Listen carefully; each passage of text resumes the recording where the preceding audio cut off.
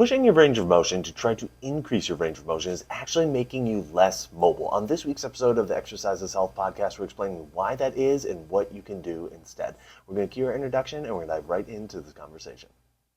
Hey, welcome back, exercisers, to the Exercise is Health podcast, brought to you by Exercise for Life Studios, where we believe that your health is your most valuable asset. And the single best thing that you can do to both boost and protect this asset is exercise. Specifically, exercise is geared towards building the health and function of your muscles. We are your hosts, Charlie and Julie. And today we are exploring this topic of range of motion. Range of motion, mobility, flexibility, however you want to describe it, is something that a lot of people have on their mind from an exercise fitness standpoint. And oftentimes the mindset is if some is good, then more is better. And the way we go about getting more is by trying to push our range of motion, trying to push our mobility, trying to push our flexibility. But the fact of the matter is, this mindset and that strategy to try to increase your mobility is actually decreasing your mobility. Yes, that's right. It's actually making you less mobile. So why is this and what can you do about it? That's exactly what we're covering today. Yeah, for a lot of you, this is going to be brand new content because a lot of flexibility work, mobility work, getting more range of motion, feeling more free in your body has a lot of what we call historical continuity roots, meaning we've always done it. We learned it in probably middle school or high school about what we do, and then we never go back and re-question it. Yet, it's something that is almost unachievable. Like, people are generally never all that pleased with their mobility and flexibility. It's one of those things that people are like, I know, I need to work on it. I need to get better at it. I need to, do more of it twice a day, 3 times a day. And it's just something that it's never really achieved, yet we never question, well, am I even doing the right stuff? Mostly because there's mainly one solution when it comes to increasing your flexibility and your mobility. And that is pushing your range, pushing yourself, feeling a little bit of discomfort or pain when you're moving or when you're stretching. And so that is the thing we want to talk to you about today, because what we see in our practice is the more and more that people are doing that behavior that we think is improving our flexibility, is actually decreasing your flexibility. But good news, we're going to give you 3 steps of what you can do to change this. Absolutely. So the current thought that most people have is, well, in order to get more flexible, in order to increase my mobility, I'm going to kind of move myself as far as I can until I start to feel some kind of stretching sensation or something like that. And then I'm going to try to move just a bit farther. And that's the idea. It's like, I'm just going to keep going to my edge, and then I'm going to try to go a little bit farther. Never really stopping to ask the question, well, why am I feeling that stretching sensation? Because what we've been told is that feeling that we call stretching, we are told that that's the muscles lengthening, that's the muscles loosening, and that's all that is. Like, we're given the image of like a rubber band kind of being put on a stretch, and it's just stretching like that. And that's what we believe, okay, that's what's happening, and that's all that's happening, and there's no more to the story than that. When in fact there's a lot more to the story than that. And the part that often gets left out of the story that needs to be added in is that feeling of stretch, that feeling of tightness, that feeling of your body at some level telling you, this is as far as you can move right now. That's actually there by design. That's actually purposeful. That is actually intentionally placed by your body to say, actually, this is our kind of early warning sign that you should not move any farther. And yet, what we try to do is override that. We try to push through that. We try to say, no, I'm going to keep going. I'm going to keep pushing farther. And the issue with that is, in the short term, you can start to see changes and increases in your mobility and flexibility because you are just trying to override what your body is telling you so much. But like I said, that's only in the short term, because long term, and not even long term meaning like years, I'm talking long term as in like the next day, you wake up and you realize, oh yeah, that tightness feeling, that's back. That, I can only move this far before the stretching feeling happens, that's back. Because your body resets itself and says, no, this is actually as far as we want you to move. And what starts off as just a little kind of like hesitation by your body, a little like early warning, a little nudge to say, no, we're not going any farther, all of a sudden starts to get louder, starts to become more direct, starts to become more chronic, where it's like all the time your body is telling you, nope, we're not moving that far. Nope, you can't move that far. Nope, we're not allowing you to move that far anymore. And this is what we see time and time and time again with people, that when they focus on trying to just push through that stretching sensation, push through the signals that their body is telling them, in the short term, they may start to see some positive changes. But relatively quickly, they start to notice that those changes aren't lasting. And over time, over the course of years, over the course of decades, their body starts telling them in no uncertain terms that we're not letting you move into these ranges of motion anymore without there being pain, without there being very, very noticeable tightness, without there being some sensation all the time of your body saying, no, you're not allowed to move this way anymore. That's right, Charlie. I think if we backed up a little bit, as I'm listening to you talk about how this is a very intentional, right, tightness that our body gives us, and every time we have tightness, it's our body giving it to us on purpose to stop you from moving in a certain area. And the more that we try to remove that stopper, the more our body's like, yeah, no, we're going to put it back. You tried to remove it, and now we're putting it back. But what I think we miss in learning about muscles in general is they're a crucial role in making sure our bodies stay put together.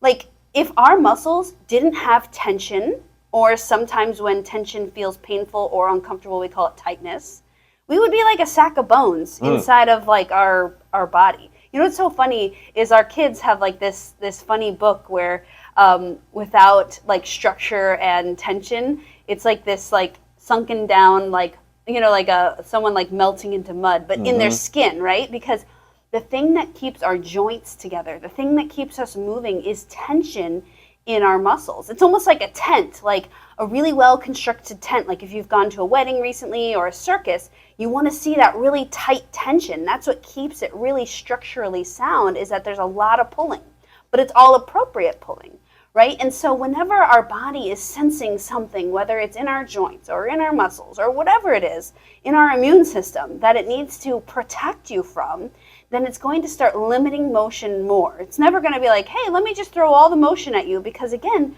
we don't want like our joints to start dislocating. We don't want things to start like, our femur to like slide down to our femur or thigh bone to like slide down to our foot accidentally. No, muscles are what keep all the tension and keep things in place. And so whenever we have an issue, a problem, which we have a lot of those that we're not even aware of, our bodies will give us more tension to stop us from moving in certain ways. And I think the goal, as in being like an owner of a body, me, you, and everyone else, is that we start learning to respect that protection, because we don't really know. We can play with it, we can explore it, but we don't want to just harass these protective mechanisms, because again, they're a really strategic placement put there by your nervous system to protect you, oftentimes from joint issues, oftentimes from an area that has been worked maybe too hard, or maybe you don't work it ever. That is why your body will give you tightness. It's a stopper. It's a movement stopper. And it's really the only way our bodies know how to stop movement. And honestly, all of us, I think we could agree, would rather have a movement stopper than not have movement stoppers, and then we're just constantly dislocating our joints and we can barely walk around. At least tightness allows us to keep moving around and feeding ourselves and being able to generally exercise. But we need to start approaching this whole tightness thing, because we have to shift our brains from saying tightness is bad, I need to get rid of it, versus tightness was put there on purpose. Can I figure out why? Or do I have the patience to like ride it out and let it change? Exactly. So how do we go about doing this? Well, like Julie said, we have 3 different ways that you can go about really focusing on addressing the reason why those protective mechanisms are activated or are apparent in the first place. Because the protective mechanisms are still always going to be there, but whether or not they are, fully turned on or whatever, then that's the question, right? It's like, all right, we're going to kind of have it so you can move without those protective mechanisms flaring up. So how do we go about doing that? The first way that we go about doing that is by making sure you are respecting your range of motion while you're doing strength training. You are using your symptom-free full range of motion. You're not using the full range of motion that's in the book, or the full range of motion that the trainer tells you, or the full range of motion that you're seeing on the video. You are respecting your range of motion relative to your body and relative to where your symptoms are. What this means is while you're doing an exercise, there's no stretching feeling that you're getting. There's no achy, there's no pinching, there's no popping, there's no pain, there's no discomfort. The only thing that you feel while you're doing the exercise are your muscles squeezing and eventually your muscles fatiguing. And if you can stay within that amount of motion, not only will you find that over the course of likely that workout, but certainly from one workout to the next, your body will give you more and more and more motion. In other words, your flexibility will increase, but you will also notice that so many of the negative things that we associate with exercise, that we associate as like, oh, your body's supposed to feel this way after you work out, you won't be experiencing those things any longer because you are exercising in a way that is respectful to the motion that your body has at that given moment. One of the big things that we see in our studio that makes people's body throw up more protective things, meaning muscle tightness. I thought you were just going to stop with throw up. Throw up? I know, after I said that, I was like, I don't think that sounds right, but we're just going to go with it. When your body places in... That's another episode. When your body places more and more protective mechanisms in your body, a lot of times it's from muscle weakness. And so when you're doing your strength training, keeping in mind, respecting your pain-free full range of motion, and pain-free meaning stretch-free. There should be no symptoms other than the muscle squeeze, just like Charlie said. And now this one is really, I think, is overlooked by so many because we think like, oh, well, strength training, why would that help me with mobility? I thought that would make me tighter.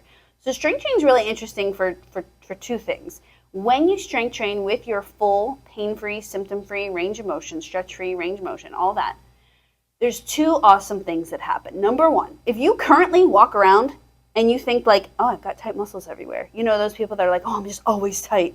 This will help change that. But it will also help those of you that say, every time I strength train, I get sore after. Because, so for one of them, you're already walking around sore and tight all the time. When you strength train, you're going to start shoring up a lot of those weaknesses that your body is tightening up for. And then you'll feel more free and more loose after. The second scenario is that your strength training will no longer make you feel sore and achy. The biggest thing here is many people want to blame soreness on, one, I did a new exercise, two, I did too much weight.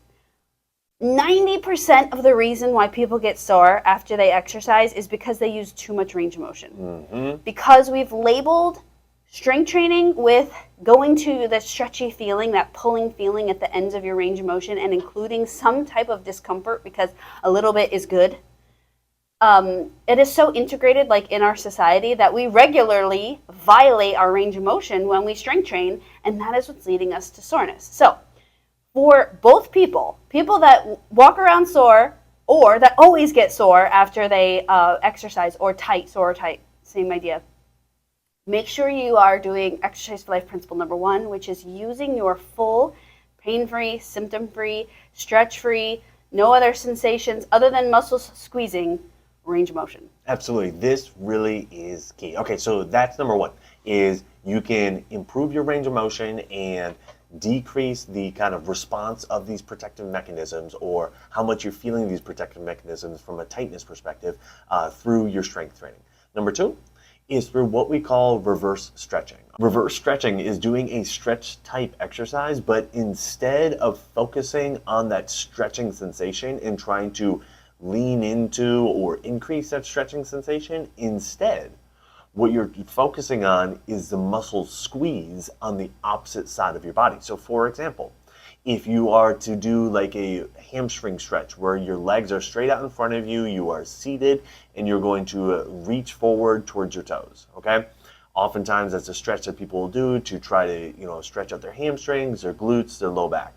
So instead of trying to focus on that stretch, what you're going to do is you are going to squeeze the muscles on the front side of your body, not the ones that are lengthening on the back side of your body where you're feeling the stretch, but instead focus on contracting the muscles on the front side of your body, namely your quadriceps, your hip flexors, and your abdominal muscles. And so you would go and you would squeeze your abs, you would squeeze your hip flexors, you would squeeze your quads to pull you into that motion, and you would focus on that contraction instead of focusing on the stretch. And you would stay within the amount of motion that you have before you start to get that stretching sensation. And by doing the reverse stretch instead of the actual stretch, not only will you see faster increases in your range of motion and mobility, but you will also see longer lasting increases in your range of motion and flexibility. Charlie, 100%. Reverse stretching rides on this idea that the more appropriately active your muscles are, the more flexible you are. Whereas most of us think, or we're brought up to think, or we're told to think, that the looser that your muscles are, the more flexible you will be.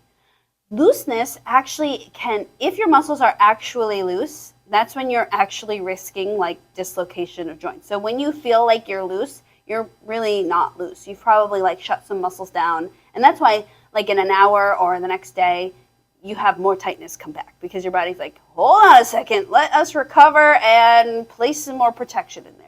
So reverse stretching is a really great way to really target in on trying to activate more and more muscles that are causing these protective tightness sensations and protective tightness barriers or movement stoppers, right? So we're going to be focusing on squeezing and activating and connecting and contracting muscles versus releasing them or loosening them, because we know that muscles, they don't release or loosen. They can like become less active, but then as soon as that that experience that made them less active, your body recovers from it. That's when you get that tightness right back. So again, we're trying to avoid that. We want to see that, hey, more muscles are appropriately active. They're squeezing, they're connected, they're online, you are in control of them, you are strengthened in that range, and that's what brings about more and more mobility without the limitation of tightness. Exactly. So that's number 2, is reverse stretching. Number 3 is muscle activation techniques. And this is one of our specialties here at Muscle Activation Schaumburg, where we work with our clients in person. It's a hands-on process where you're identifying where within somebody's body they have muscles that aren't contracting as well as they should. And as a result, their body is tightening up and they are experiencing limitations or asymmetries in their mobility, in their flexibility. And so by going through the muscle activation techniques process and addressing the function and the strength of the muscles that aren't working well enough, we see time and again that not only does the mobility and flexibility improve, but the strength and stability throughout their system improves as well. And so MAT really is the kind of foundational concept or foundational approach of like how we go thinking about addressing tightness and how we go thinking about helping people improve their mobility. And it's through our MAT education and our experience that then we're able to say, okay, well, from our experience, when you go and do these things with your strength training, that's how you're going to see your improvements in mobility. When you go and do these things with your reverse stretching, that's how you're going to see your improvements in mobility. And so it's rooted in these MAT foundational principles that say when there is tightness throughout the body, that is a definitive sign that somewhere in your body there is muscle weakness. Okay, we don't necessarily always know where that weakness is. It's not like all right, this is tight, so this is definitely weak. But through the MAT process, we're able to identify where there is that weakness, where there is that dysfunction, improve that function, improve that strength of those muscles, and then as a result, we see the tightness start to dissipate. That's right. So if you're looking for a more in-depth approach, MAT is going to definitely be what you're looking for here, because that's exactly what we're looking for, is where are weaknesses present that are causing muscle tightness. And we know every time muscles are tight, you have some ickiness or you have mobility issues. There is always muscle weakness present. And so you can do MAT if you're doing step 1 and 2. You can also do MAT if you're like, I don't want to do step 1 and 2. Maybe I've gotten injured and I don't want to do that. I've already tried it. But MAT is a great way and a really unique approach to figuring out why your tightness is there, why you're having movement issues. Maybe you're losing strength in motion. But again, it's really cool because as an MAT specialist, we don't just get to see symptoms, but we're seeing where are these weaknesses hiding. Sometimes we see people, with knee issues and we're working on their hips.